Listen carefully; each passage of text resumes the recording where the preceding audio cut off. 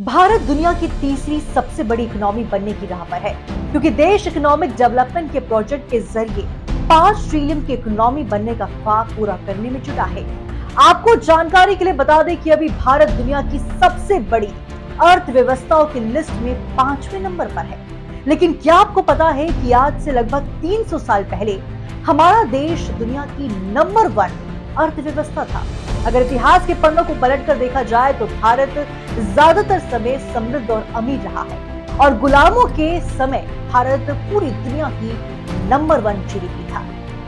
लेकिन अंग्रेजों की लूटनीति ने भारत को इतिहास के सबसे बुरे दौर में पहुंचा दिया। करीब 200 सालों तक भारत पर ब्रिटिश हुकूमत का कंट्रोल था।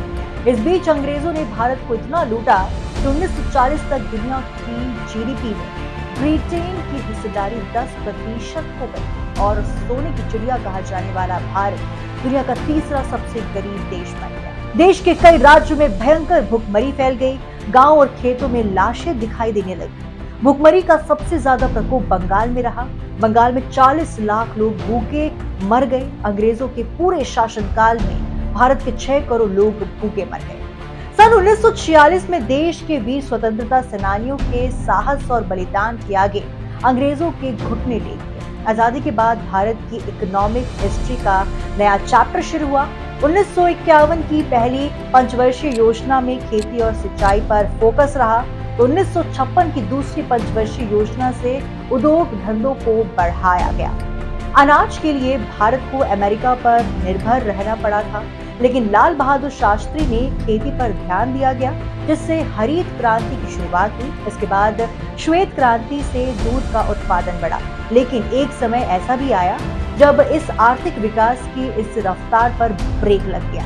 1991 में चंद्रशेखर की सरकार थी तो तेल के दाम आसमान छू रहे थे। देश दिवालिया होने की कगार पर खड़ा था। 30 मई 1991 को 20 टन सोना इन्वेस्टमेंट बैंक यूबीएस को बेचना पड़ा। इसके बाद बैंक ऑफ इंग्लैंड और बैंक ऑफ जापान से 900 करोड़ का कर्ज लेने के लिए सोना गिरवी रखना पड़ा। सन 1991 में ग्लोबलाइजेशन के बाद भारत का बाजार पूरी दुनिया के लिए खुल गया, जिससे भारत की ग्रोथ रेट बढ़ी। अटल बिहारी वाजपेयी की सरकार में शुरू हुई स्वर्णिम चतुर्भुज योजना, सर्व शिक्षा अभियान, प्रधानमंत्री ग्राम सड़क योजना ने देश के इंफ्रास्ट्रक्चर को मजबूत करने में अहम भूमिका निभाई।